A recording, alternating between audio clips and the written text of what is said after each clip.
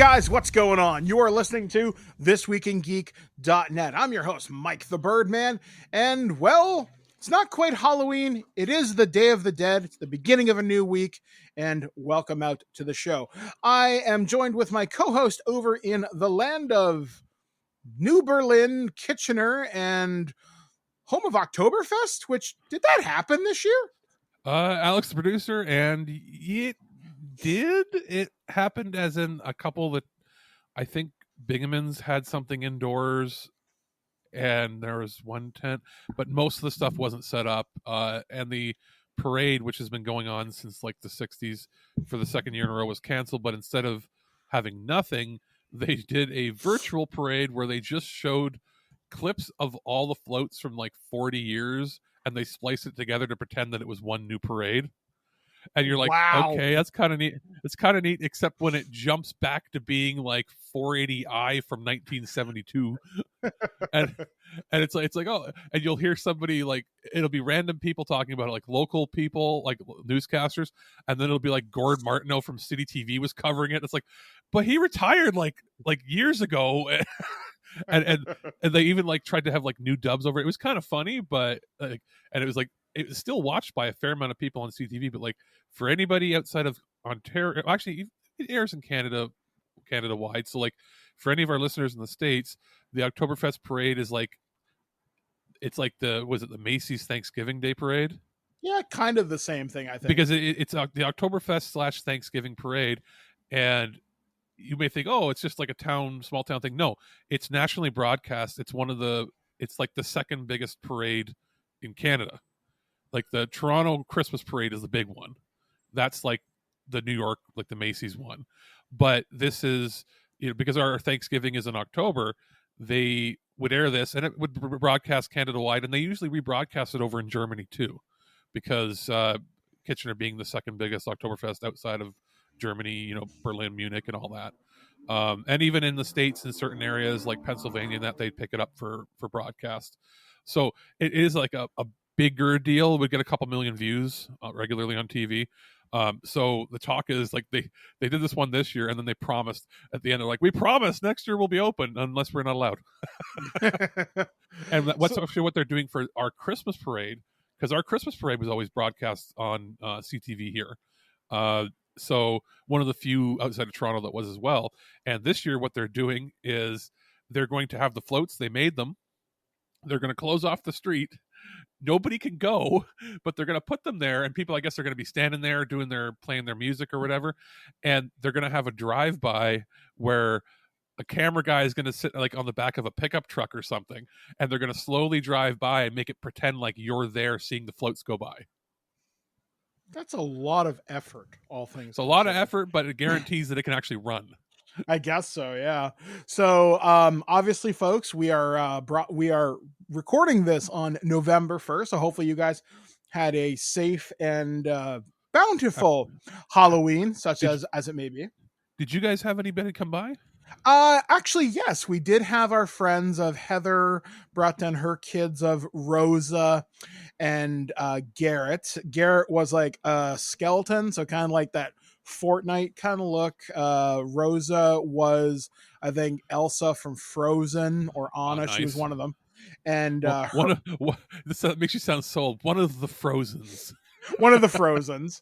And then former cast members of the show, Tristan came down. He was dressed, I forget what, I think he was like a ghost or something.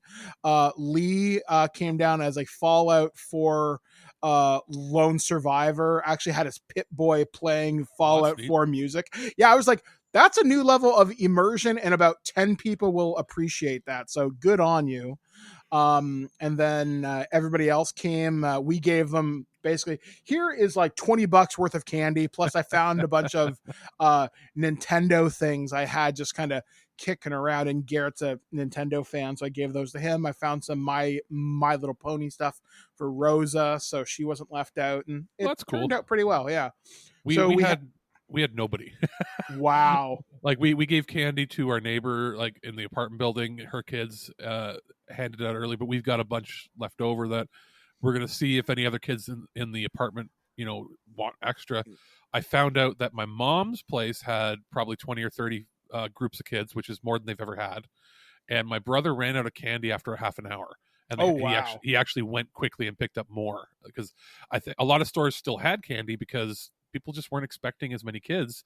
And I guess his neighborhood is newer subdivision with more families.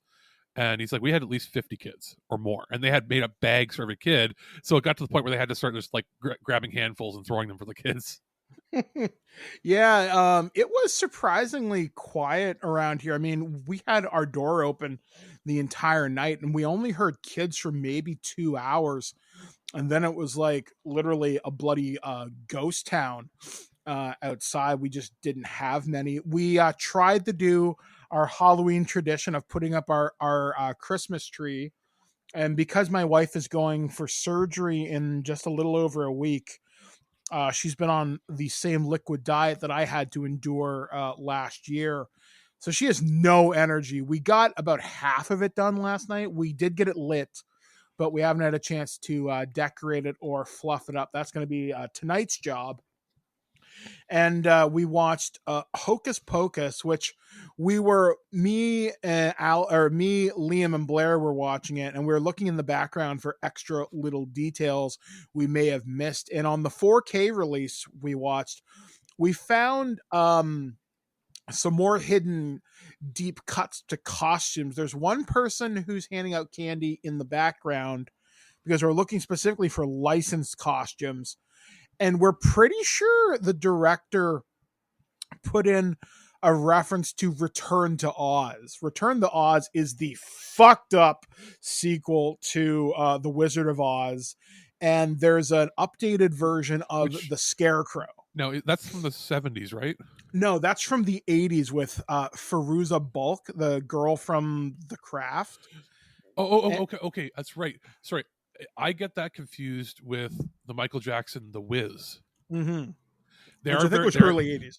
That's different films. Yeah. The one you're talking about, that's the Nightmare Fuel one, right? Yes, the one where the bikers, if they touch sand, they die. Yeah, which I always thought was such a cool idea.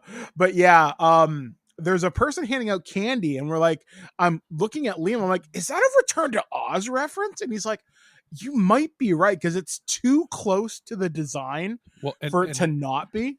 And for that movie, which most people probably forget even exists, let's be honest, even most horror fans and most like even 80s cinephiles probably don't even remember that movie for the most part. For it to stick out in your head like that quickly, it's got to be something. It's got to be at least subconsciously they did that. Yeah. So we did that. We showed Blair Evil Dead 2, which is kind of funny because we've seen the musical twice when it was in Toronto. We didn't get a chance to sit in the splatter zone when we saw it, but we saw people that were drenched the first time. I always wanted to see, like, I'm not, you know me, I'm not the musical guy, but I always wanted to go to that, and I wanted to see the Toxic Avenger one. Yeah, like, it's ultimately really worth it. In fact, there was a Kitchener show for Evil Dead this past year. Really? Yeah, it was either Kitchener or Kingston, but I distinctly remember saying, oh my God, I've got to go, but I forgot about it because I got so busy.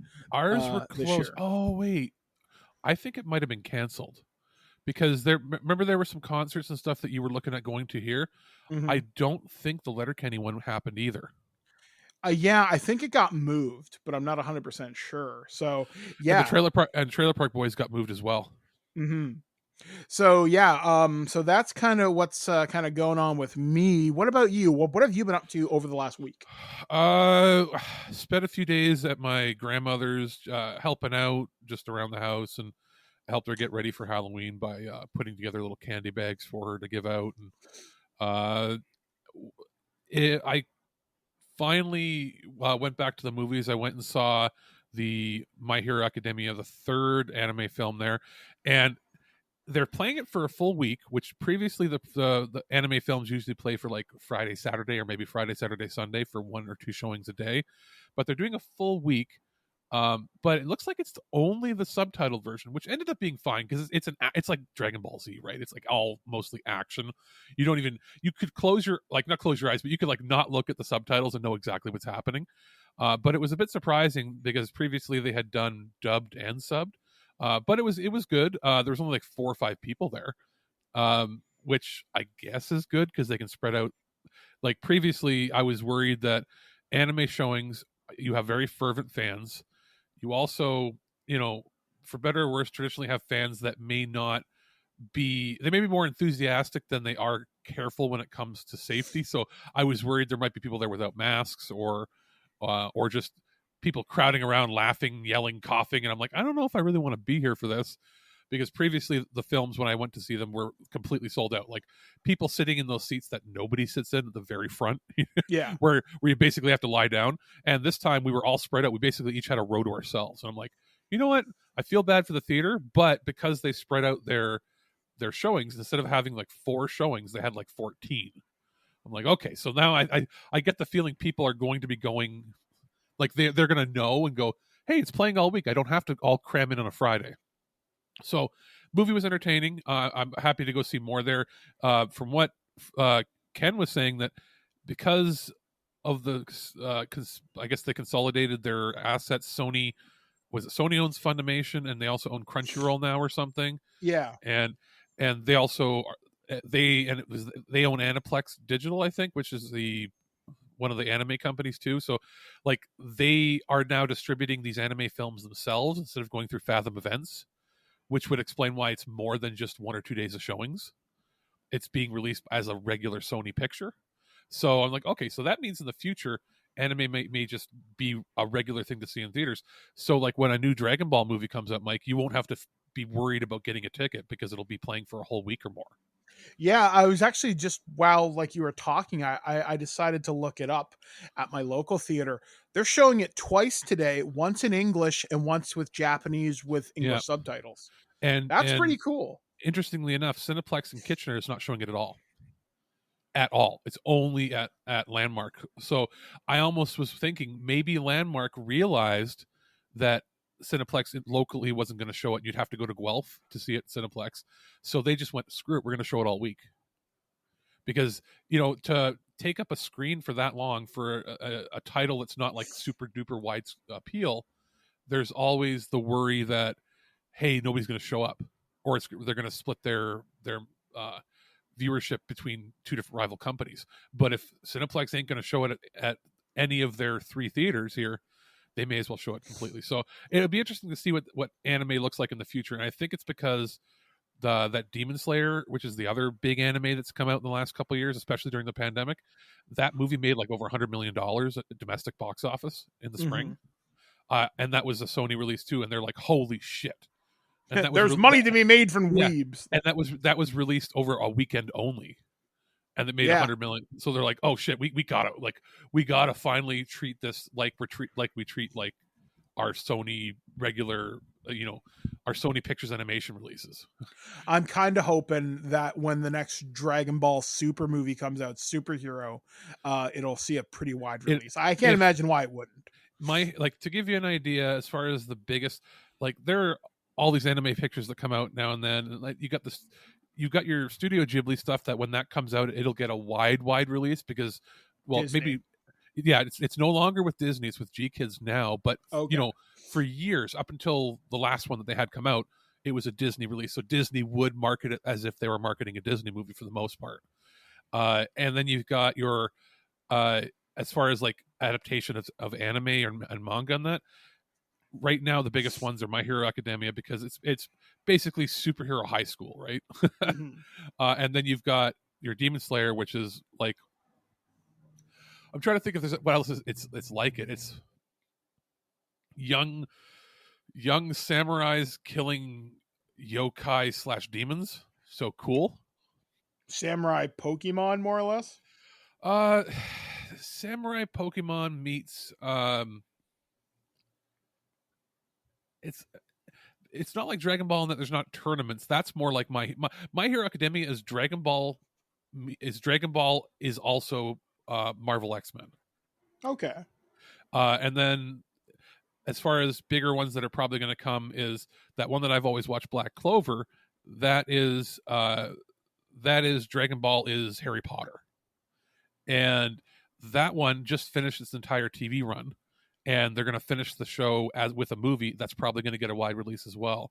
So we're going to see more and more of this, but it'll be interesting in the future. So obviously I saw that, and then I had forgotten. I was like, what am I going to watch for Halloween? And I went, wait a minute, I didn't watch my Oktoberfest movie because I forgot Oktoberfest happened, because it didn't really. So I ended up watching Strange Brew, my Blu-ray copy of it, which it's my yearly tradition. And I mean, does it count as a Halloween movie because it's got a ghost that haunts a computer system to help the good guys win? Kinda. He haunts a computer system, and he electrocutes people, and he appears out of the mist as a holographic form to warn people. Yeah, I would say that would count. And it's got Max von Sydow crushing people's heads, so maybe it counts. I mean, it's Bob and Doug McKenzie. I just love that shit. I haven't seen that movie in bloody years. We will have to watch it. What we'll have to do maybe for next year is we'll do it. We can record it whenever and release it whenever, but we should do a Oktoberfest commentary for it. Oh God, that might be kind of fun. But yeah, sorry, the long-winded answer. That's been my week. Okay.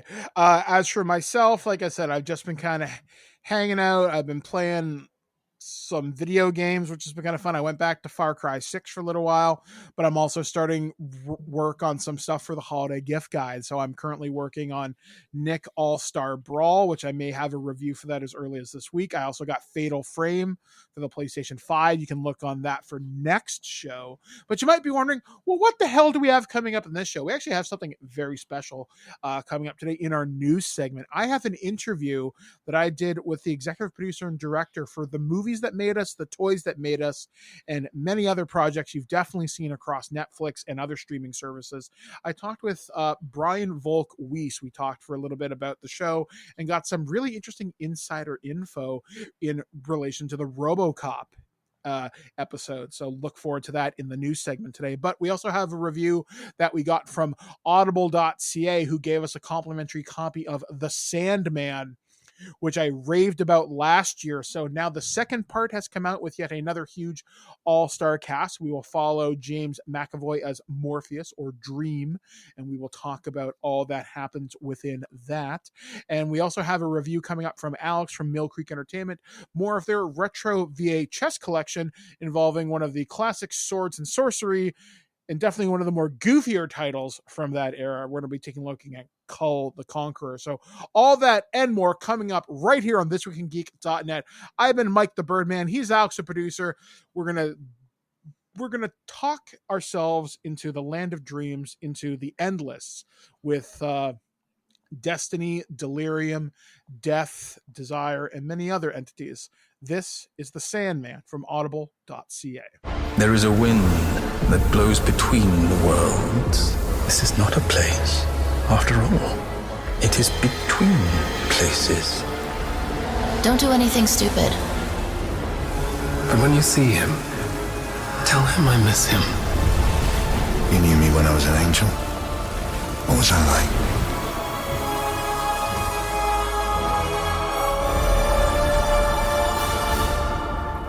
Hey guys, this is Mike the Birdman here, and I'm here to talk to you about a special review that we got a chance to cover recently from Audible.ca. A review copy was provided by Audible.ca.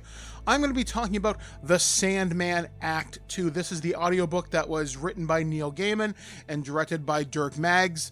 Once again, narrated by Neil Gaiman, James McAvoy, Kat Dennings in this, Brian Cox, John Lithgow, Michael Sheen, Kristen Schaal. There's a lot of star power in this. It's quite frankly incredible. So this continues the story of Dream, aka Morpheus, and the other Eternals such as Death, Desire, Lucifer, and everybody else. And it covers a wide variety of the comics that I haven't had a chance to read yet, but they are once again performed pretty awesome. The big story that takes up a good chunk of the book, it talks about Lucifer decides, you know what, it's been fun, but here's the keys to hell. Good luck. And it sort of deals with like Morpheus dealing with, well, who gets hell? why do people want it? And all these different characters come. There's like Odin, Loki, and Thor.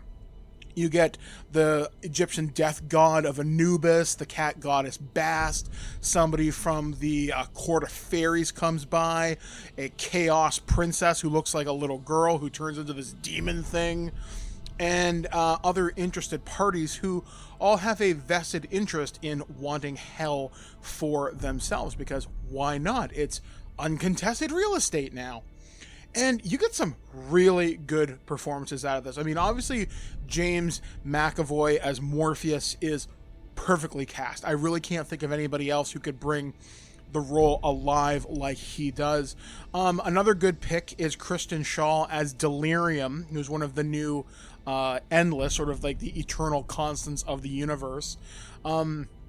Kat Dennings returns as Death, which is pretty awesome, but you're also getting some other star power in there. Kevin Smith is randomly in this as like Peter Pumpkinhead or something. Andy Serkis returns as Matt the Raven. There's also a performance, and I don't know the actor's name, but he's a little kid who has died due to bullying and doesn't want to go to the afterlife. And his little segment is really good, really kind of haunting in its own way. There's one actor who describes his death as, I was kicked out of school, I was sent to the trenches at 17, and I died. Was that fair? I don't think so. And there are a few moments in this that really catch you off guard. There's another one that I really like. The character's name is Nada, and she's an African princess who died 10,000 years ago. And that's all I really want to say about that, because her relationship to Morpheus is kind of cool. There's also, like I said, there's other characters in here. Like Michael Sheen, for example, is unrecognizable as Lucifer, in my opinion, because I didn't expect the performance to catch me that much off guard. David Tennant as Loki is strange, to say the very least, but hey, Tom Hiddleston pulls it off, so why not? Overall, the book is very good. I found it a little slow to start and almost a little hard to follow, but once you get past about the first chapter, it really kind of picks up. The book is over 13 hours long, so strap in, folks.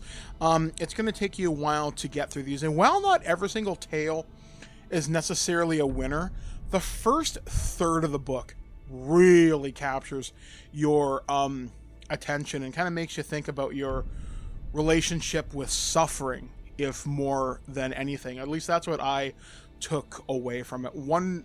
Wonderful performances, again, wonderfully produced. This book sounds amazing, and I never was a big audiobook fan until I really got into this last year when I reviewed the Sandman around DC fandom last year. Now, I do have multiple credits for audible.ca, so I will be redoing other books in the future, and hopefully you'll be checking out this service. Once again, the Sandman Act 2, if you liked the first one, and I really think you should go check that out, give the Sandman Act 2, A Season of Mist, I think that's what the subtitle is, a definite try. It's engaging, it's dark, and I mean dark as shit in some places, but it's really, really powerful stuff, and I hope they do more like this, because I think this is some of the best audiobook work I have ever heard. Once again, the Sandman Act 2, once again, a code was provided to us from audible.ca. The Prime Minister of Sweden visited Washington today, and my tiny little nipples went to France. Gossip, rumors, panic in the streets. We're lucky. This Week in Geek News. Well, we've returned from the dreaming, so thank you to audible.ca for providing that. Please be sure to check that out at audible.ca if you wish to find out more. Okay, so as we often do, we talk about the news that happened around the big blue marble this week. It's going to be a little bit of a shorter news segment, as we do have the interview with Brian Volk-Weiss right after the news segment today. But let's start things off by swinging for the fences. We got a big story here. This one comes courtesy of Kotaku.com. And hooray, Oculus Quest devices no longer require Facebook accounts. Mark Zuckerberg, or the Zuck, finally seems to have gotten the hint from the VR company. While the biggest news from the Facebook Connect live stream was Facebook's rebranding to Meta, which I refuse to use myself too. Well, because let's be honest, I don't know how they legally could get away with calling themselves a word from the dictionary. Well, that, and plus, since the Facebook papers leaked a few weeks ago from that Facebook insider, maybe it's a little too late to rebrand now. But anyway. Yeah, and I'll say before we go into the story, I have that Oculus Quest 2. I don't have a problem with personally having the account with it because I have an account in good standing. I don't cause shit or problems on Facebook. I have my privacy settings set as best they can be as far as third parties, with reality being anything that I do on Facebook can see, right? It's just regardless, whatever you do. But I do see how this is a move in a positive direction, because I understand if you did decide, like if I said, hey, screw it, I'm closing my Facebook account, I wouldn't have access to the device beforehand. So the story goes on to read, the social media company announced that the Oculus Quest VR headsets will no longer require a Facebook account. And the quote goes on to say, as we focus more on work, and frankly, we've heard your feedback more broadly, we are working on making it so that you can log into Quest with an account other than your personal Facebook account, CEO Mark Zuckerberg said in his keynote speech. We're starting to test support for work accounts soon. In October 2020, all new Oculus Quest users were forced to maintain a Facebook account to use their device. This meant deleting your Facebook account would also wipe any in-game achievements or purchases you made on the device. Older Oculus accounts needed to link to a Facebook account by 2023. Facebook's new policy will override this change. If you already have an Oculus Quest, you can be free to eventually delete this child-harming, democracy-destroying social media account without losing access to the content you've already paid for. Good riddance. It's not certain when these changes will take place, so I'd hold on to your account for now. This is a major concession in the midst of the company's ongoing crisis of losing young users on Facebook and Instagram. According to Facebook's chief product officer, Chris Cox, young people have a wide range of negative social associations with Facebook, including privacy concerns and the impact to their well-being. Incidentally, not having to link your Oculus device to a Facebook account might have helped when the company experienced major service outage just earlier this month. While offline games were functional, users couldn't access the Oculus store or play any games that were dependent upon Facebook servers. Let's just hope these work accounts are less susceptible to server-wide collapse. That makes sense. I mean, I always thought it was really weird how they required you to have a Facebook account. I mean, if you have an account to purchase stuff from the store, that should be good enough. Well, I think it was obviously for marketing and all that sort of crap. Yeah, like basically, hey, we have so many users active on VR. Well, no, you don't. You're cooking the books at the very least. At worst, you're forcing a product on people who may not necessarily want it. Now, you said you never had problems with it. I remember when I wanted to look into this for myself last year before I ultimately decided against VR. There were a number of threads on Reddit where people would get locked out of their accounts and they'd lose everything. You know how it was two reasons. I'll tell you right now why it happened. I did a lot of research too. One, and this was the most common one, people were dumb and they had their account signed up as a brand account. Mm-hmm. For instance, somebody would have it and it was mostly streamers that were getting locked out. And it's somebody who's like, let's say they signed up for This Week in Geek as a business account on Facebook. Like, you know, you'll see that where people don't have a business page. They have a Facebook account that is like, instead of being like first name Alex, last name Richie, it is like first name this and then last name Week in Geek. If you have a brand account, it would lock you out because you're not a real person. Mm-hmm. It could also lock you out brand accounts if you tried to sign up with an account that was tied to your Mike the Birdman Dodd, you know, your fan page. Mm-hmm. There could be problems with permissions that way. And the other way was if you're a shit disturber that was constantly getting reported on. Let's say you're somebody who's, especially if you're somebody who on YouTube makes or Twitch and that makes money being an asshole to people on gaming. You know, like you show up and you screw around with people, just trolling people, and let's say you're in a group on the like a Facebook ship posting group, and you post something that somebody gets offended with, and they report you, and you get kicked out of the group. That could count against your account, and if your account is not in good standing, it would fuck you over on all the attached devices. Yeah, I mean, one of the other things I didn't like is, like, if someone takes over your Facebook account too, like, there's so many problems with it as well. Yeah. I mean, because let's say I buy stuff on the regular, for example, from the Oculus store, that's your credit card attached to it. Now, obviously, there's usually two-factor authentication. You have to provide the security code number. It would make me uncomfortable. I'm pretty sure mine signed up through PayPal. Yeah, so maybe it's not so bad. But still, I think this is a move in the right direction for this. So I'm glad to hear it. Will I ever get VR? Probably not unless there's more concessions made for accessibility. But I wouldn't mind it for watching movies or something. Well, as it stands, you can still do it. You just have to be comfortable sitting in a chair. Yeah. The problem is, like, if somebody thinks that they can, and when I mean, like, if you're in your wheelchair, you can move around and do things. For somebody, if they think they can lay in bed and use VR, you can't, because of how it determines. Like, you can't lay on your back and like look up at the sky because of how VR is designed. VR is designed for you to be sitting in a position where you're looking straight, not up. So if, like, even laying in bed to watch YouTube, you can get around it, but you'll sometimes see the grid lines around because it's expecting you to be in a sitting position. But so yeah, it's basically looking for the 3D space using your neck as point zero in this axis. And what you're wanting is just to have it in a mode where it's not using the VR capabilities and just as a screen. And that is something that could easily be implemented, and I think they should. Like, there should be a mode that when you turn it on, it would be like, what would you like to do today? I would like to lay in bed and watch fucking YouTube.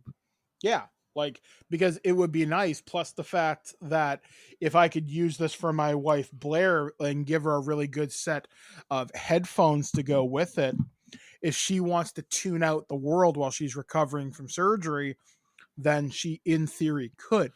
Yeah, and the workaround right now for that, like, to do what you want to do there, is you can get headsets that are basically, you stick your phone in, those fake VR headsets, but you can stick your phone in, and you could get one of those for it, and not to play games. You could just stick your phone in there and put some headphones on, and then it would just at least block all the light from around her, and she could lay in bed and watch videos that way if she wanted.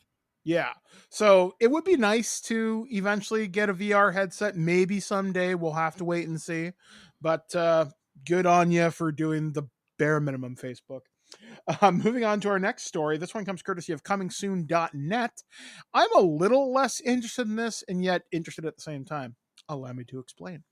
So according to these guys, South Park's Paramount Plus films will be 2-hour-long made-for-TV movies per year. It was announced in August that South Park creators Matt Stone and Trey Parker had signed a new deal with Viacom CBS for $900 million, which included a multi-season renewal of the hit animated comedy series at Comedy Central, as well as 14 original South Park movies that will debut on Paramount Plus. Stone and Parker recently spoke with The Hollywood Reporter and clarified the films will be 2-hour-long made-for-TV movies per year on the streaming service. The first hour-long movie, South Park Post-COVID, will debut exclusively on Paramount Plus on November 25th, with the second made-for-TV movie arriving in December. It's the boys dealing with a post-COVID world. They're just trying to get back to normal, Parker said. So it sounds like they're going to be doing, like, this is going to be a Thanksgiving movie, and then they're going to do a Christmas movie every year. Yeah, that's kind of what I'm kind of getting from it. And maybe a Halloween one, and like that makes sense, because it's weird we hadn't heard anything about the show. The show would usually always start in September or October, and there's been no word on when the next season starts, even though they're renewed for like 6 more years. My guess is they've probably got the first 3 movies ready. Now they'll start kind of working on stuff. Yeah, like they probably have that in the pipeline. Well, I mean, their movie, it takes them a week to make an episode. So if they're spending a little more time, they're maybe probably a month, 2 months. Yeah, if anything, now their bigger deal is probably if with a multi-season renewal like this, they can start thinking about concepts a little ahead of time. Not that they're going to make all the content, but they can go, okay, let's spend a month or two deciding a game plan for when we want these specials to come out and what's the basic theme, because the specials can be disconnected from the main continuity. Exactly.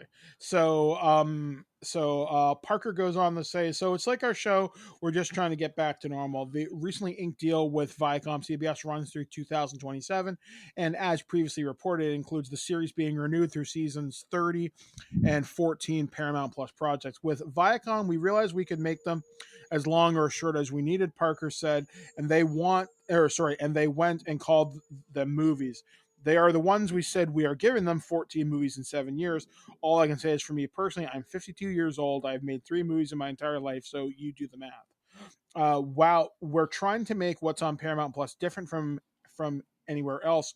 So hour-long made-for-TV movies is where our heads are at. We'll do 2 made-for-TV movies per year. They will be big, but they will not be quite movie scale added stone. The outlet adds the crew is creating and producing the series and projects remotely while their Marina Del Rey studio remains closed during the pandemic. Which, you know what, they're smart. Like, a lot of other studios are back. All the people in Georgia have been back for a while. Like, all the people that make Archer and all that. And was it William Street and Titmouse and all that? And I worry about that. Like, I feel like if anything, it's going to be the animation houses in the South that get shut down because somebody gets really sick. Mm-hmm. Whereas they're out like the South Park guys, they were one of the first studios to completely shut down and go remote. They seem to be, like, for all their things, like, they're very libertarian in that they don't want government involved. You can see what their slant is based on all their programming. But the number one thing is they've always said is they're about their employees first. And I think every studio has come back except for them. So, I mean, good for them. Yeah, I mean, I haven't watched South Park in a really long time just because I don't know whether I grew past the humor, but it stopped amusing me as it once did. The humor has evolved, so I think if you came back, you'd be surprised. They're a critical point in when their comedy style started to change was when Trump was elected, and they turned Mr. Garrison into Trump. Have you played the games? Me? Oh yeah, like I've beaten the Fractured Butthole. I only haven't beaten the last DLC, and I played the first one to Platinum Trophy. Now, that is the style of comedy they've been using. The only difference is the seasons will have an overarching story now. Like, they have individual episodes, but they will further a larger narrative, which is something they only started doing in the last 5 or 6 years.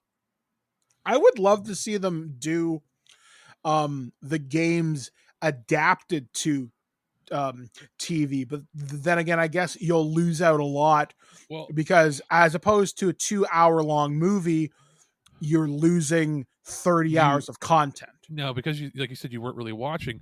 The Stick of Truth was part of the season.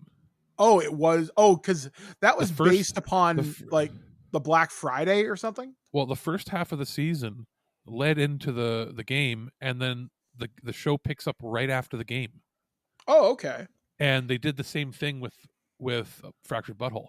That I didn't know. So yeah, so they are directly integrated. So you probably haven't been a regular viewer since like 2014 or so. Easily, yeah. It's been a really long time. So maybe I'll have to give it a kind of whirl again. They're only 10-episode seasons, so it's worth it. And again, some are hit or miss. They did an entire episode about how Cartman didn't want girls to join their D&D group. And it turns out it's because they're way better players. And it was pretty fun. And they're not afraid to tackle things that, like, you don't have to agree with everything they're saying or even their messages, but I like the idea that they're an equal opportunity offender. They tackled that big news story where people were arguing, should transgendered people be involved in competitive sporting or combat sports. That was a big thing in the UFC the last few years.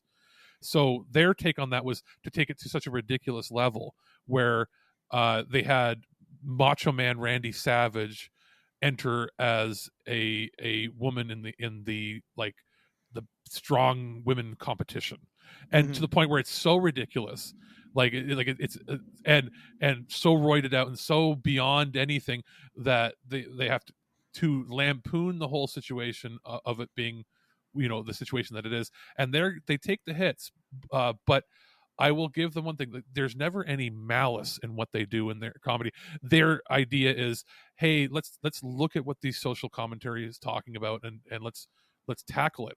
So I will laugh, and I will give them the benefit of the doubt when I watch, because I go, you know what? They're daring enough to do it without coming across as hurtful or mean. And they've evolved. They've changed some of their views. You can see as they've gone along in the show, it's less juvenile than it used to be. It is more mature, but in the same time, they still have their fart jokes and they have all their sort of stuff in there. So, if you look at the rest of the TV landscape, comedy wise, it's kind of a barren landscape now. So they've sort of survived everything, and you try to compare them to what Family Guy has become. It's like night and day, right? Like, it's so sort of, and then Simpsons has become so boring, dude. Like, the Simpsons, did you know they had the Halloween special already?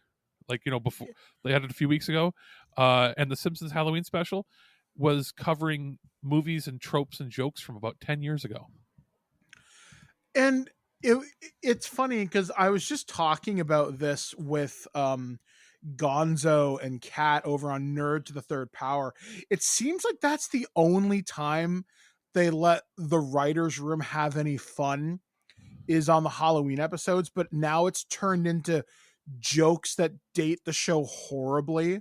Like the first 7 or 8 years of Treehouse of Horror, they were references or takes on the Twilight Zone and other classic stuff that seems more timeless, whereas there was one Simpsons year where they did a bunch of Game of Thrones stuff, and unless you knew the relationships, it was very hard to follow. Well, this episode, you know what it was? A spoof on Bambi. The Bambi as in the movie from 80 years ago. A spoof on the Korean movie Parasite, which is like 2 or 3 years old now. So that's not relevant anymore. Nightmare on Elm Street. Okay.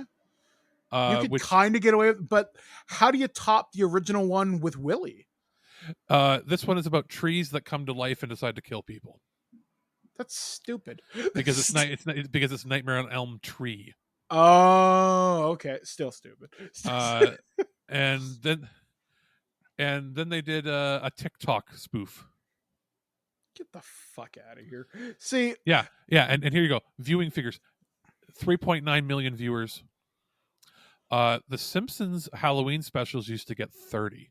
Yeah, like that's a considerable drop. Like, I think one show that consistently nailed it this year, or at least one show that I think is doing way better than I think they expected, was the Chucky show. And I know we haven't had a chance to really kind of talk about it because in Canada, we are a week behind everybody else. So we've aired up to episode 2, whereas in the States you've seen the first 3 episodes. VPN. VPN. And that show, the critics, when they saw it before the season premiere, were given access to the first 4 episodes. I can say I've seen the first 3 so far. I am really impressed with this. Yeah, it's well done. Like, there's one point where they reference the seed of Chucky, and he's talking about his son or daughter, Glenda, who's gender non-binary, and he says to Jake, who's the lead character of the series, he's like, hey, I've got a queer gender fluid kid. And Jake's like, and you're okay with this? He's like, yeah, I'm not a monster, Jake. Which I thought was kind of funny, but it's neat how they keep it in continuity. And I'm not a super versed person. I've only seen bits and pieces of the first movie, and I've seen the remake that came out, right? The robot version. Mm-hmm. Is this the first time that they showed his origin? Yes, in far back, as far as the show has gone deep, yes. Because the idea, like they show, without spoiling too much, they show a killer and they show an issue, they show something happening in his past, and it changes him.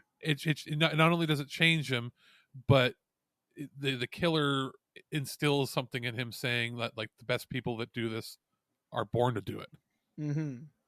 Yeah, like I was very surprised. And Don Mancini, the guy who created Chucky, I would love to talk with him when the season's over. So maybe I'll reach out to Sci-Fi in the USA Network when things have concluded for the year. Well, and I haven't. Sorry, I didn't mean to interrupt, but mentioning him, their marketing campaign for this has been fantastic. Yeah. Random fake press junket interviews with former cast members that are friends with Chucky, or they even had Jennifer Tilly and a bunch of other people that just be like, "Oh yeah, we're friends," or "We dated," or all this, like, and as if like they're talking about an actor who's coming back from retirement, sort of thing. Mm-hmm. Very, very well done. And the only other thing I have to say is, see, I helped. Yeah, like it's fucking great. It's so good. Now, one of the other shows, and we talked about this earlier this year, we had very high hopes, or at least I did, for the Sci-Fi show based on George A. Romero's Dawn of the Dead, not Dawn of the Dead, Day of the Dead. And 3 episodes have aired. I've seen 2 of them. Cough, cough, VPN. And I want to find the person responsible. I wish to have a very serious talk on, a nice quiet room with no recording devices, and I don't know who's going to leave. It's so incredibly disrespectful to the source material. It's closer to the Dan O'Bannon's Return of the Living Dead, which is fine if that's what you were going for.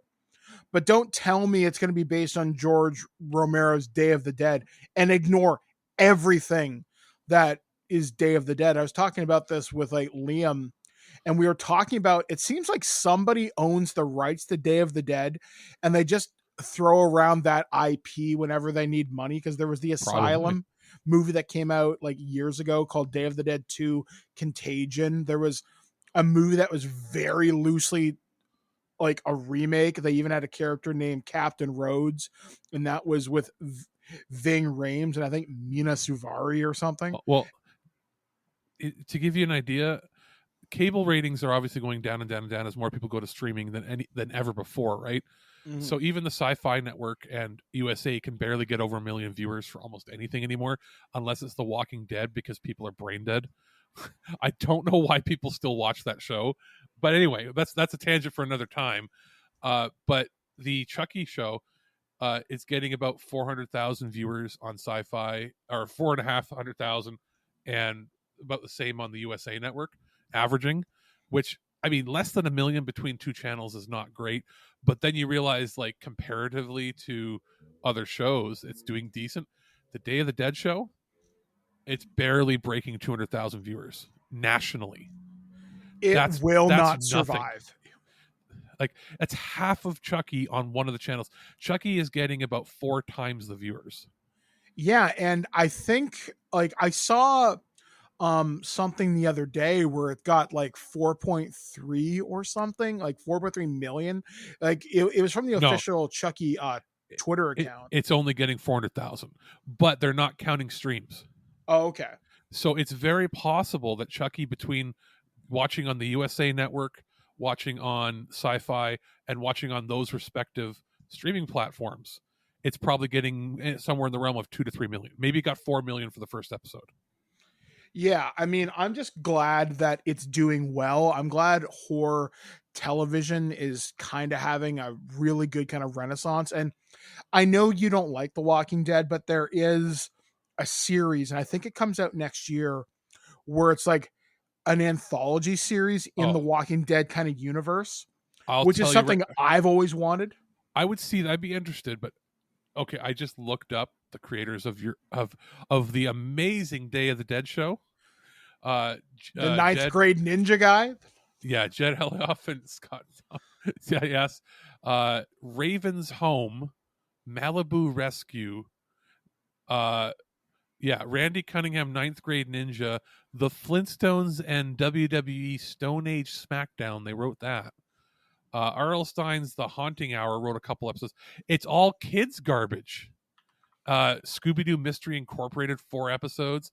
Paris Hilton's My New BFF, series creator and writer. Yeah, like how did these guys get this? My Super Sweet 16. These are the people writing for what is one of the most beloved horror franchises. And it's also one of the most serious and nihilistic. This is George A. Romero's, like, this is it, guys. Game over. And yet he tries to give something a little bit kind of bright and joyous to it. This is... It also looks worse than Z Nation. And at least Z Nation understood it was crap, and they kind of played with that. Yeah, and like it's so bad. And then you see Chucky, and you're like, it's so good. You should be getting more viewers. Why aren't you getting like Living Dead numbers? Yeah, like just ugh.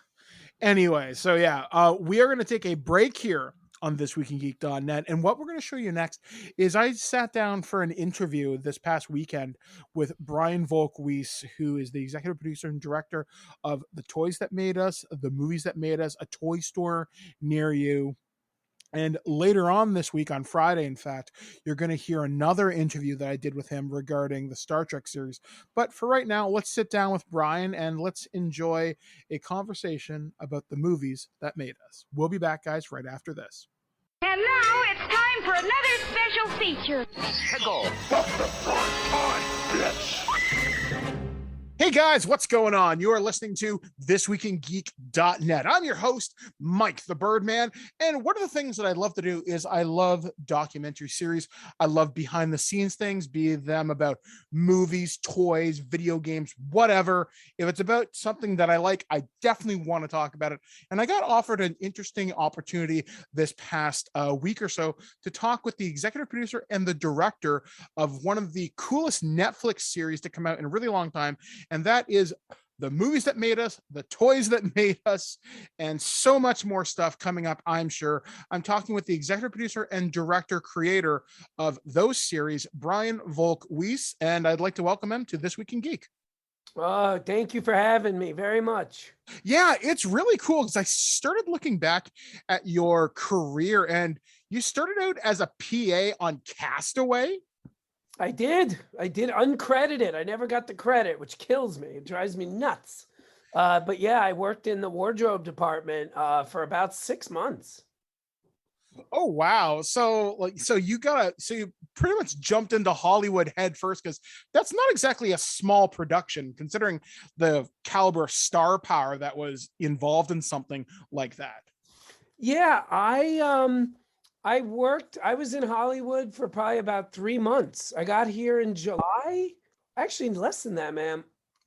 I think I was working on that at 6 to 8 weeks after I got here. Yeah, I had worked on a very tiny, low budget student film.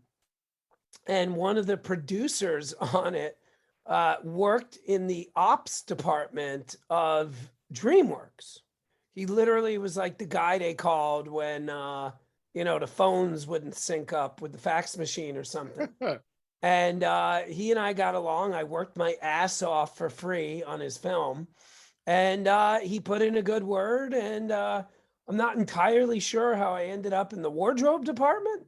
But I worked on that movie, maybe not 5 or 6 months. It was probably 3 or 4 months. But yeah, I think I worked on it like October through February-ish. And then as your careers kind of moved on, I apologize for living on a busy street. Sorry about that. I did notice you've worked with a lot of interesting comedians, from like Tom Segura, Dane Cook. The list goes on and on and on. How did you go from being a production assistant to working on things like that? Well, the initial transition, if that's what you want to call it, that was all because I became a manager. So I was a manager, and I started working for this tiny company. It was a management company, and all they represented was comedians.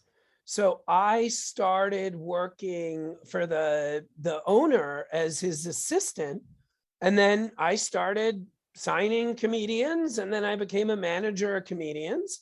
And then when you're a manager of comedians, once to 3 times a year, if you're lucky, you get to produce a stand-up special.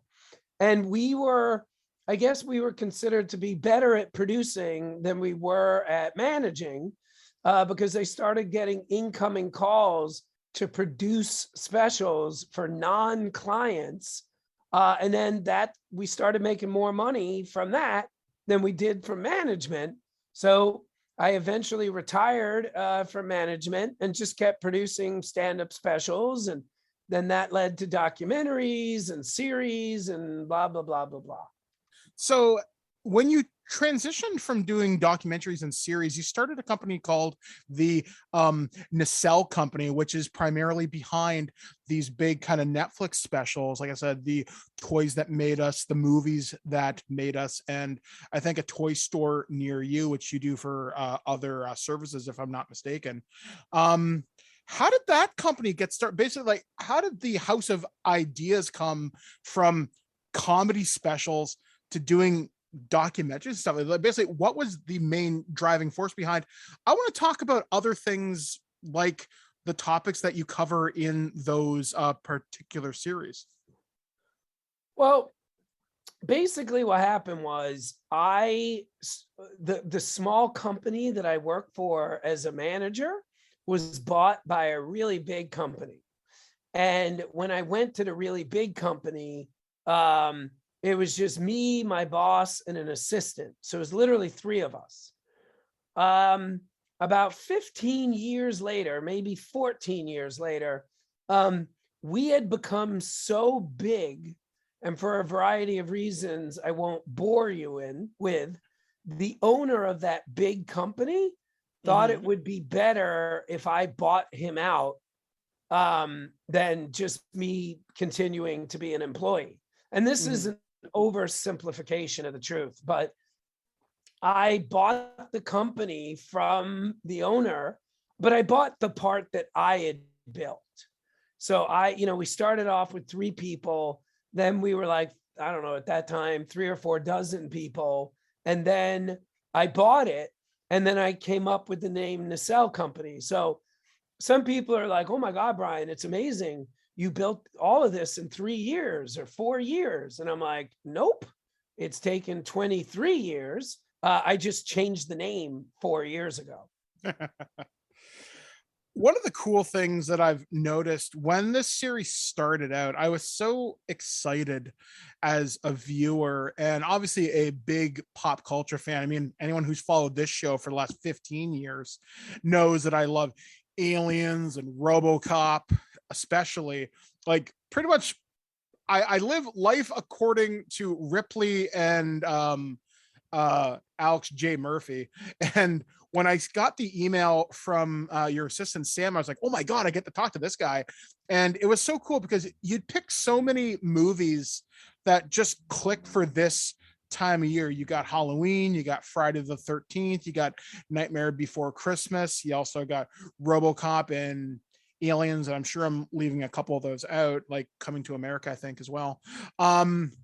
How do you go through the process of picking which kind of movies? Because you got access to some really interesting people. And while you don't necessarily get the biggest stars, you get people that are very important to the movie. For example, in your Aliens episode, you got Jeanette Goldstein, who plays Vasquez, and you got Mark Rolston, who plays Drake.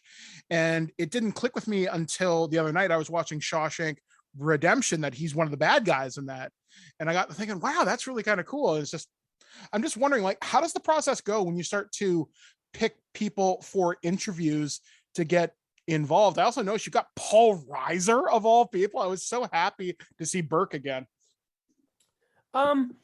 So basically we make a list of the whole cast and the whole crew and break it down by who we need and who we want. And then, to be completely honest with you, and I mean, this is a very unsexy answer, we just keep calling and emailing. Some people say yes right away. Some people say no for 6 months and then they say yes. Some people don't respond for 9 months and then out of nowhere we get an email. And then some people we never get. So, on Aliens, we were trying to get, I'll give you a great example, like a crazy example that'll show you how bizarre the process is. We got Sigourney Weaver, but we couldn't get Gale Ann Hurd forever. Weird.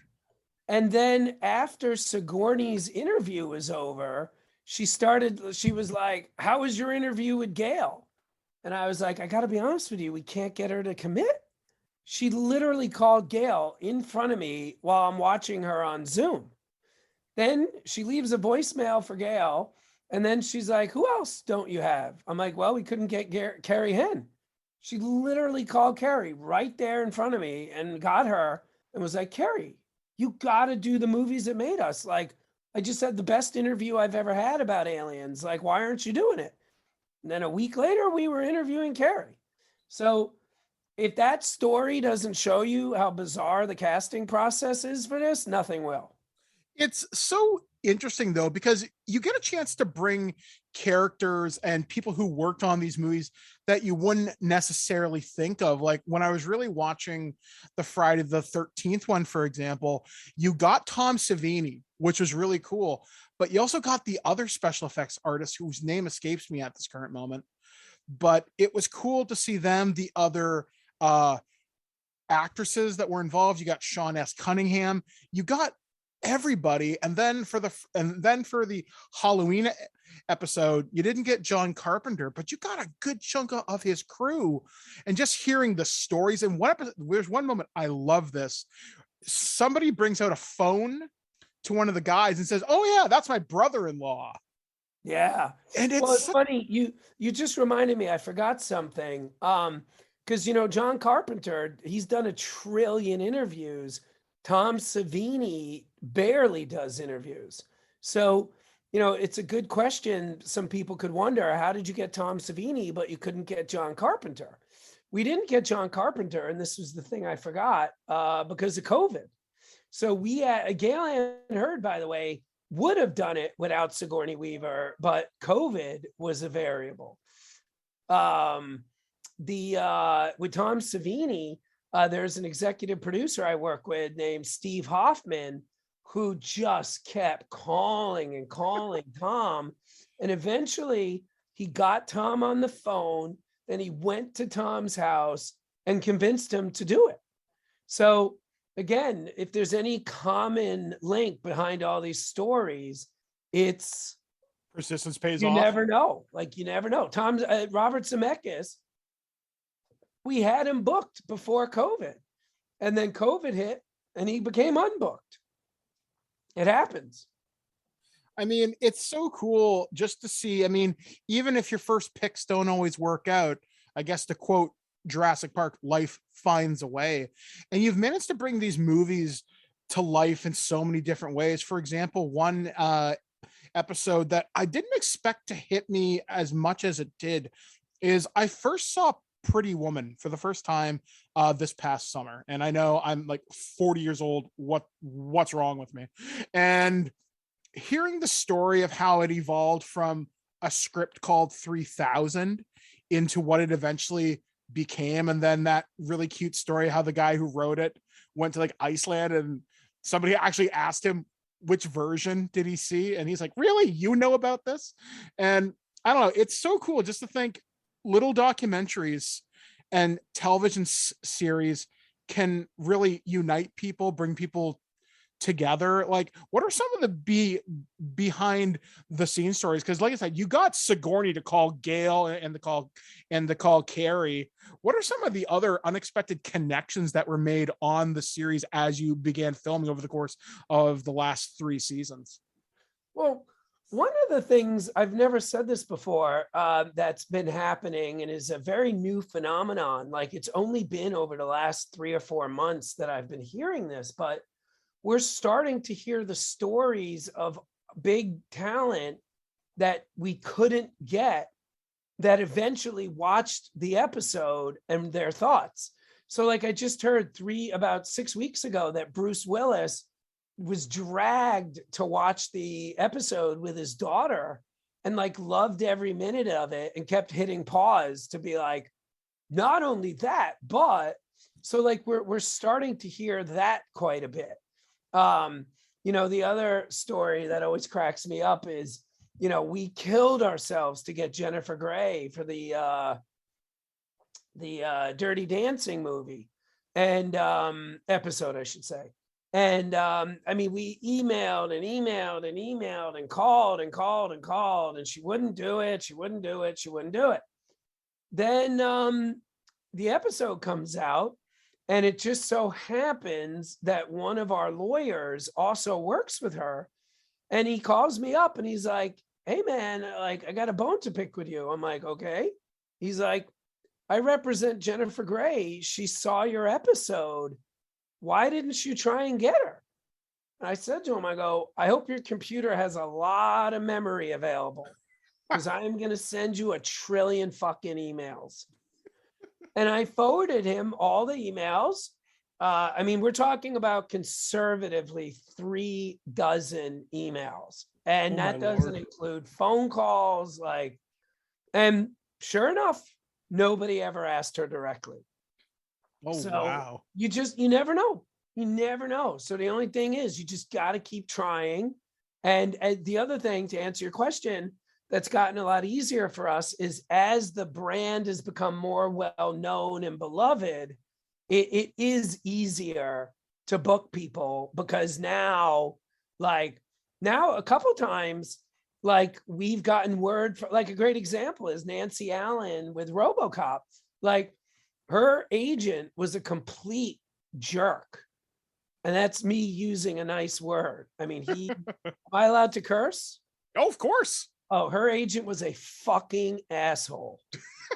And luckily, a fan saw a picture that I posted of me with Ed Neumeyer in Dallas shooting the ending of the RoboCop episode. And she, being a huge RoboCop fan and a huge Nancy Allen fan, like literally reached out to Nancy and got Nancy to do it. Like, that's astounding. Like that's the kind of shit we deal with. I mean, it's incredible, just everything you've been able to accomplish over the course of these 3 seasons. So as we begin to kind of wrap this up, Brian, what are some things people can look forward to? Is there going to be a next season? Is that kind of gestating? What is next for the Nacelle Company and you? Well, listen, I can tell you what's public. You know, we have another season of A Toy Store Near You coming out next month in December. We have another season of Down to Earth with Zac Efron coming out next year. Everything else, for the obvious usual reasons, all I can say is stay tuned. I gotta say, I'm really looking forward to that. So Brian, once again, thank you for spending time with us today here on This Week in Geek. Thank you. All right, guys. So that was my interview with Brian Volk-Weiss. He's the executive producer and director of The Toys That Made Us, The Movies That Made Us, A Toy Store Near You. You can check these out on Amazon and Netflix and pretty much anywhere else. Be sure to be checking these series out. They are fantastic. So we're going to throw things back to me and Alex here on the Twig Main Show. We'll be back, guys, right after this. You're still here? It's over. Go home. Go. Go crazy? Don't mind if I do! Human sacrifice, dogs and cats living together, mass hysteria. Welcome back to ThisWeekInGeek.net. Big thank you to Brian and his assistant Samantha for setting that up. Definitely look forward to more of the conversation between me and Brian, which you can find right here on ThisWeekInGeek.net on Friday as we talk about the series Center Seat 55 Years of Star Trek, which premieres on the History Channel on Friday. All right, so of course it is time to talk about the weird, the strange, the unusual, the things that just frankly stretch the levels of believability. this is the weird news. We're going to start things off at a story that Alex picked up this week, and this one comes courtesy of ScienceAlert.com. Well, a horrifying parasite masquerading as fish tongue found in Texas State Park. And this isn't the first time we've heard of this, but this is the first time we've heard of it here. A unsuspecting worker at a Galveston Island State Park on the western Gulf Coast in Texas found a fish with a surprise. Within the Atlantic croakers, there's a huge name I can't even pronounce, gaping mouth where its tongue should have been, sat far too many legs for any mouth or any fish. These legs also came with eyes, too.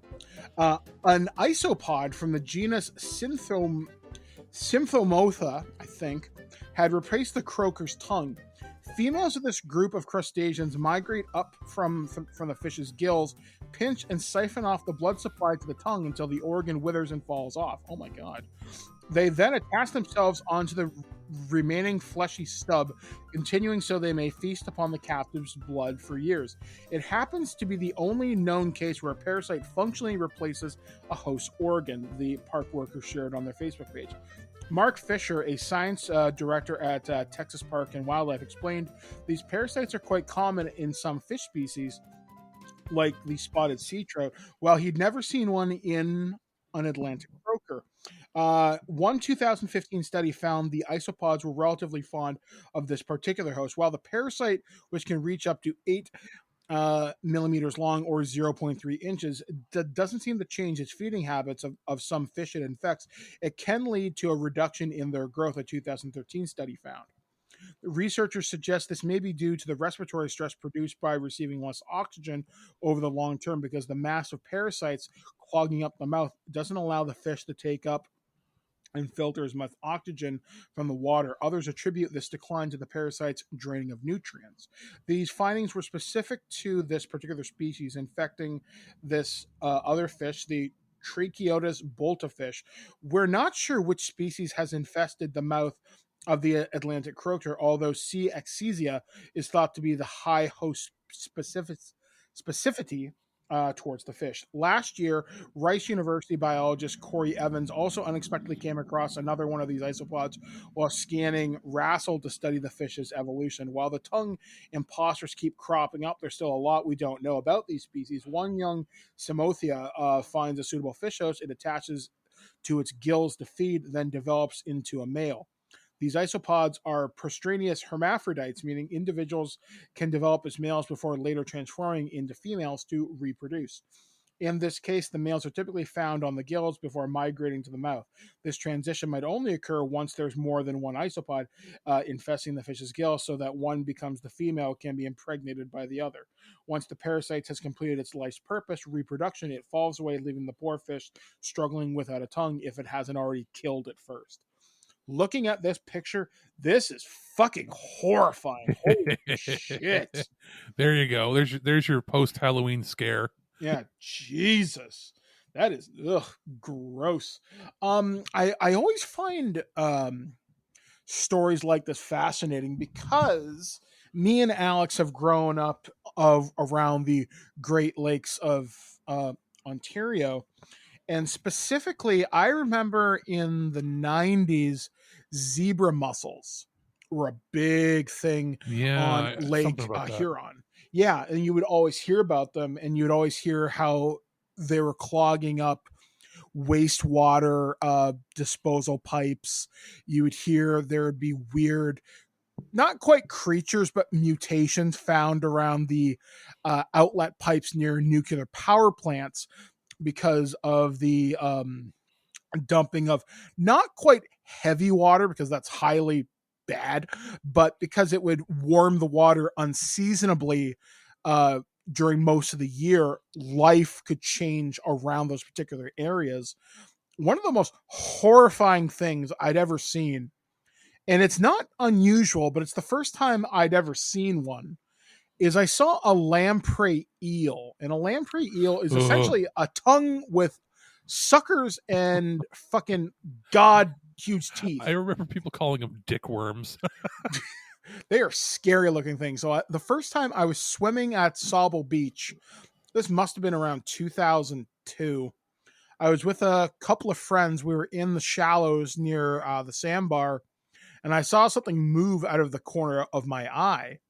And I was like, well, what the fuck is that? Like, I've never seen anything come that close to shore before, just because the beach is so busy. And I was like, holy shit, this thing was huge. And then about a year later, I'm again swimming with my friends and my girlfriend at the time. And again, I look down in the water and I see this huge lamprey eel attached to like what must have been a gigantic salmon or something. We wouldn't have salmon here. It would have been we have salmon here. I've caught them. Sauble Beach? Not at Sauble, more in Georgian Bay. Oh yeah, okay, yeah. I was gonna say I'm pretty sure not Sauble, because we would be like, why are they here? That's out of their habit. But like, yeah, it could have been a pike. It could have been a bunch of stuff up there. Yeah, it wouldn't have been a pike, because pikes have a very distinct mouth. It was either a trout or it was a salmon. It was a big fish. It could have been a big bass. Yeah, could have been a big bass, because I didn't get a super close kind of look at it. But if for anybody that doesn't know and they want to visualize, if you're terrified of a leech, what if a leech was the size of a snake? Yeah, basically scale up a leech to nightmare proportions. These things are scary looking. They won't like attack you, so to speak. But if they do bite you, they got a million little teeth. Oh yeah, you are gonna feel this, son of a bitch. And I just, it's terrifying. Like, nature is terrifying. If you've ever seen the movie Stand By Me when they get the leeches all over their body, which is already a fearful thing to happen, because if you've ever had a leech on you and you don't have a little bit of salt on around you, like if you don't have salt and you don't have a lighter, because you're supposed to light the lighter below them and they'll let go, or if you sprinkle salt on them, they'll let go, because if you try to pull them off, they'll leave their sucker teeth in you. But yeah. picture that, but the size of an actual, like, not the size of like a rattlesnake, but like a good size garden snake. Yeah, like a garden snake meets it's pretty bad. It's the size of, for lack of a better term, it's like the size of your forearm. Yeah, like go look these things. Yeah, like go look these things up on YouTube. I'm probably misremembering it, but I know it's nightmare fuel, and I don't like it. Terrifying. There have been horror. It's enough that there's been horror films made about them. Yeah, it's just yuck. So yeah, that's enough about that. But again, it's always fascinating to see what comes out of the oceans. I know there was a story years ago, and I remember this was in the Mississippi River, and they were talking about some of the fish that had been dumped into the river coming over from big cargo ships. And there was talk of like giant Asian carp, which can jump out of the water and do some serious damage if they hit you. People have been killed. Is that where they get the flying fish from Mario from? There is a species of flying fish, but it's not that specific one. There's one incident, and I don't know whether this is urban legend or not. I could believe it either way, but it was a fish that was considered a invasive species, and it jumped out of the water, and a guy was in his boat, and I guess he was cleaning a fish or something, and it just happened to be wrong time, wrong place. And the fish jumped in the boat and it hit him right in the chest as he was cleaning the fish and drove the knife into his heart. I, again, don't know whether that's urban legend or not, but I've heard it so many times. I've seen it on Jackass. What's that fish that people have to be careful because it'll grab onto your legs or arms? It's not a grouper fish. It's like, is it let me think here. I'll pull it up. Grouper fish, maybe? I'm probably wrong. I always think of that like this one isn't really a danger, but it's disgusting. And I can't remember what the fish is called, but it has a very unique ability not seen in nature outside of this particular fish species. I was right. It's a grouper fish. Okay. And they have the giant mouths. Think Big Bertha in Mario 3. Yeah. People will like, you got to be careful because like people will reach down to pick up their fish after they fished for like a normal size fish, and this thing will come up and they've taken off people's arms before. Yeah, The one fish I'm thinking of, it's not a danger, but it's really fucking gross. It's a deceptively simple name. It's called the mucus fish. And the mucus fish has this very unique ability where it can turn volumes of water into slime. And that's its defensive mechanism. It becomes foul tasting and so slippery that a hunter species can't get a hold of it. And it can, per attack, so to speak, I think turn up to 3 liters of water into slime in like a relatively short amount of time. It's gross. It's really interesting. I saw it on like YouTube years ago and I thought it was really, really fascinating. So anyway, now that we've talked about fishes for about 15 minutes here, let's move on to some local news. Boy, aren't you glad you're not in a big city? Yeah, I know, right? And the second I saw this, I really couldn't help but say, fuck, Liam, where were you when this happened? When this happened, I was like, oh, did he have a bad night? So, but then I went, no, like he's our friendly neighborhood medicinal weed guy. He's not going to go after whatever fentanyl crazy drugs this was. Yeah. So this is brought up just because the headline is so astoundingly strange. So this one comes courtesy of the guelphpolice.ca. They're actual, like, your police force. This is a sensationalized newspaper. Yeah. So this is from an actual news release. A machete wielding clown has been arrested. A Guelph male faces weapon and drug charges after another male was reportedly dragged out of a business early Friday morning. Approximately 2:30 a.m., the Guelph Police Service received a call from an employee of a business in the area of Willow Road and Dawson Road. The caller indicated a male wearing a clown mask and carrying a machete had dragged another male out of the business. The other male was able to break free and escape. Officers quickly arrived and located the male wearing a clown mask, riding a bicycle with what appeared to be a machete sticking out of a backpack. Officers pursued him on foot and eventually were able to stop the subject. A witness reported seeing him discard a machete approximately 30 inches in length as he was fleeing. Investigation revealed the original interaction at the business was over drugs. During a search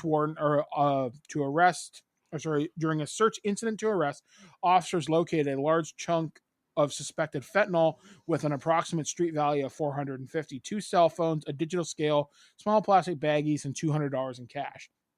Also located was a debit card and a driver's license, which had previously been reported stolen from a vehicle. A 36-year-old Guelph male is charged with possession of a weapon for a dangerous purpose, possessing a controlled substance for the purpose of trafficking, possessing identity documents, and possessing property obtained by crime. He's held for a bail hearing, and that would have already happened on Friday. Yeah, we should say that this was actually the previous Friday. So this wasn't like he was dressed up for Halloween. Yeah, this was, I'm going to be a psycho. I'm a clown. Give me my drug money. This was a weird story that we were going to use last week, but we wanted to wait until it was appropriate to talk about, because we wanted to see if there's anything more that came out of this, but nothing more came yet. And interestingly enough, this past weekend, there was a guy dressed as a clown or Joker in Japan that attacked a bunch of people on a train with a big knife too. So what is it with Halloween and clowns with knives attacking people? Now, at least this guy, as far as we know, didn't really hurt anybody. Yeah, he just dragged the guy out and got caught. Now, I always have to laugh at some of these people, and I know you shouldn't leave your drugs in your house because, then you definitely know you are trafficking. But if you're carrying a digital scale with you, you are asking to get busted for trafficking. How about, I don't know, take the fucking mask off when you're riding your bicycle at 2:30 in the morning, which is already creepy. You know what? They might have even been able to, they might have driven by you and maybe passed you by if they didn't see the machete sticking out of your backpack. But you know what? You wore the fucking mask. This wasn't, I wanted to mention that it wasn't Halloween itself, because you could make the argument of, well, there's lots of people wearing masks on Halloween. Yeah, this was the week before. Yeah. how many people with a suspicious looking backpack that appears to have something sticking out that could be a machete and is also wearing a clown mask riding a bike at 2:30 in the morning? I mean, it's the perfect recipe for please arrest me. Now, the only reason we thought this was Liam, because Liam is our friendly neighborhood weapons master, but he's also known to dress up for fun, like the time he showed up as Jason on Friday the 13th in August and decided to scare the shit out of me. Yeah, but I knew it wasn't him because he doesn't ride a bike. He's got a car. Yeah, he's got a car. He doesn't do fentanyl. and also, yeah, well, fentanyl, that was another thing too. And I'm like, why would he? That doesn't make any sense. Why would he do that? Like, and also, I'm pretty sure he wouldn't give up without a fight. Yeah, exactly.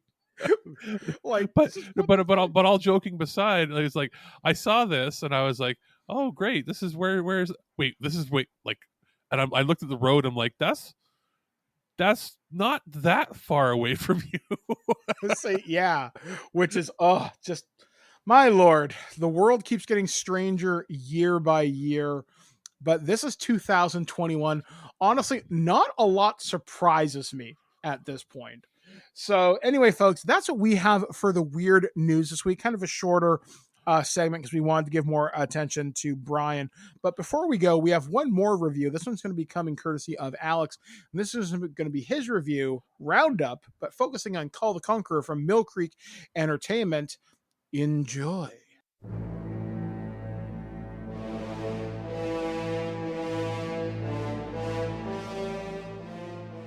As October comes to a close and we start November and our rush towards the holiday season, it's time for a quick look at some of the new Mill Creek releases in their retro VHS line that they've been running now for the last couple of years, where they put generally, for the most part, first-time releases on Blu-ray where they haven't had a high-def home video release previously, or sometimes it can be a release that had a release like 15 years ago, and it's finally getting a re-release in new packaging from a different company.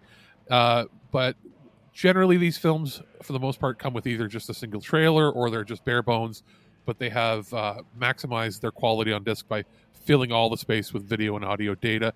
And what do we have right now? Well, in the recent box, I received a bunch of things to look at, and I spent a few days leading up to Halloween watching some to just to get prepared.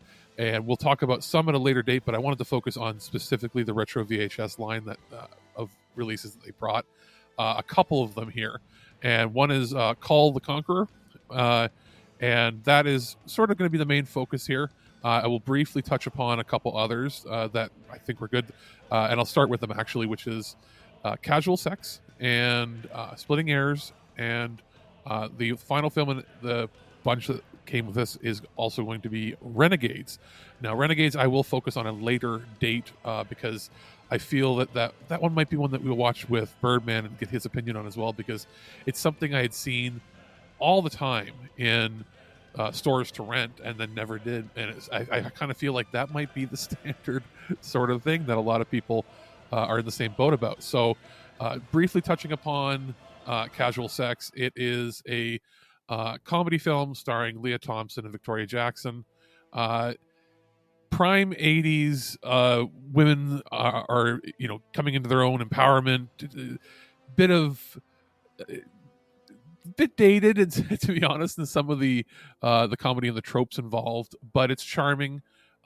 It is more funny than I was expecting. It is a bare bones release, but you get the proper aspect ratio.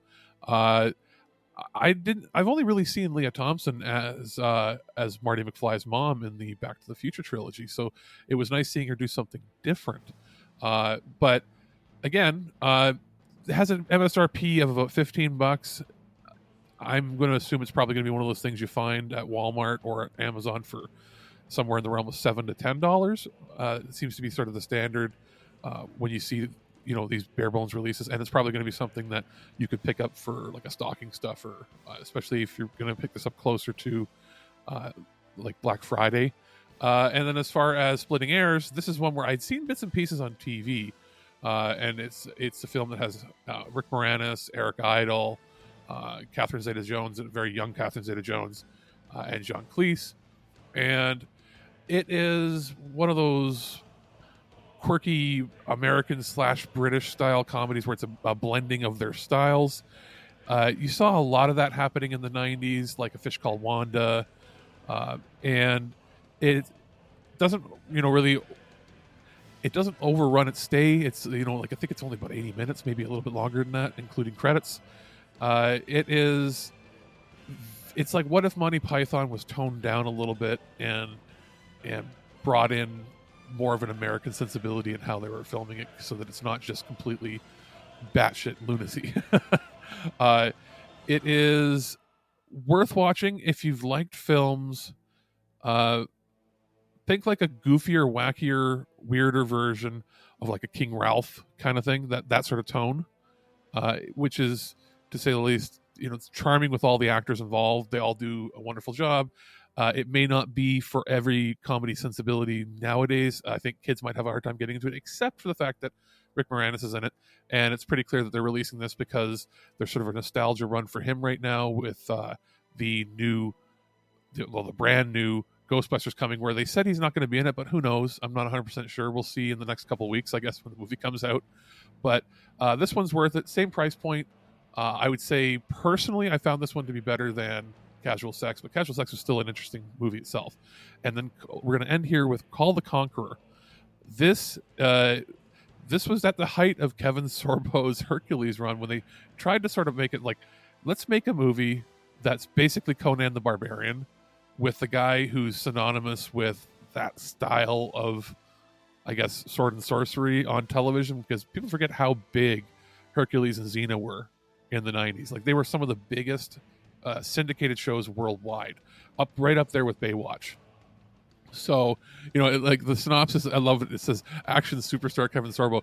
Maybe he was in the 90s, and this is pre Hercules in Space. This is before he ended up doing Andromeda. And I remember really wanting to see this in theaters when it came out, and I missed it, but I rented it and watched it like 5 times in a row on the weekend it came out on VHS. So seeing it here in high def is great. Again, bare bones release. This one is 100% worth it if you love the sword and sorcery stuff, especially the stuff of the 80s that you saw, like a lot of like Beastmaster and all that sort of stuff. This is sort of the end of that. After this, we didn't really get that sort of fantastical. This is like a melding of Conan with those cheap Italian knockoff movies. But you've also got Tia Carrera in here, right around the time, just before she was doing Relic Hunter. So she was still really, in the public eye. And it's a fun romp. Like, sometimes people will say like they forget this film exists, similar to like 13th Warrior. It's kind of in that realm, late 90s, before Lord of the Rings revamped all of the fantasy movie into like this big high budget thing, but also after that big boom in the 80s after Conan. So it's in the forgotten era of the 90s. Well worth watching. It was Kevin Sorbo's one and only like majorly promoted bigger budget picture, and it didn't do well initially in theaters, but it's become a bit of a cult classic, and it's worth seeking out. Turn on that radio and back here. The cops ain't likely to catch up with us, not tonight. So we can all be quiet and peaceable and listen to the music. All right, guys. Well, that is the kind of show it has been on Monday, November 1st, 2021. So as always, thank you for joining us here up on the show. It is now November. What does that mean? Oh my God, we have to make it to December 12th. So it is the time of the year when all of the games come out, all of the programming. We're not going to go crazy. We're not going to work ourselves to death or being super tired. We are going to get some other shows out, obviously, from all the different shows that we run. But we'll do. I don't think we're going to do as heavy of Black Friday coverage as we've done previously. We might go over some of the deals that are out. If we see anything big special, we'll talk about it on our regular show, right? And then the big thing will be getting some games played and some movies watched so that we can get a better idea of what we should include in our gift guide for the beginning of December, right? But I was about to say, yeah. So as I've mentioned over the last couple of weeks, our last day of official live programming is December 12th. That's holiday gift guide. That should allow most things enough time to arrive from Amazon, providing you have Amazon Prime. And, well, pretty much now Amazon, Walmart, Target, Best Buy, etc. That generally they want things ordered by that day or by that weekend, usually anyway. Yeah. So we are going to be doing some additional stuff. We are recording session 0 for Stargate TWIG this weekend with a release to follow soon afterwards.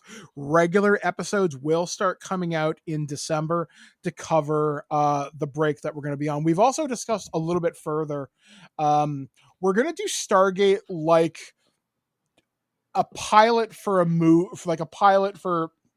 a TV series. So we're moving it towards the British style of television. Like when Stargate first premiered, it was, what was the first episode called? Like Chariot of the Gods or something? Children of the Gods was 1 hour and 40-ish minutes. Yeah. So what we're going to do is our story for Stargate TWIG is going to be like a movie. So we're going to do so many episodes to tell one story with the potential to continue further on downline. Basically, I'm aiming Stargate to be fall television programming that will start soon, and then you'll get through the spring. Yeah. And then we're going to pick a couple more games to play as sort of a couple hour movies. So you may only get 8 total hours, but for us, we're recording these in 2-hour bursts to tell one really cool story. So yeah. So think of it like, instead of a rushed 1 hour or 40-minute episode of TV, it's like, what if 3 episodes of television, like what if you got these like mini series event movies, right? Like when you remember those, what was it, like the Dune mini series where it's like you got a 4-hour movie. That's the sort of idea. Yeah, exactly. So this way I don't have to kill myself. I can do things in smaller chunks because we are going to record in 2-hour burst sessions. We do start fairly soon. That also brings up next week. So next week, my wife is going in for bariatric surgery on November 11th. Now, depending on her recovery, I may or may not be in the show. I will have reviews done. I've already recorded a couple already, but we still don't know if Mrs. Birdman's feeling well enough and is at home resting comfortably, then it'll be a show as normal. I'll be here with Alex next Sunday or Monday. And you mean the show the following week? Yeah.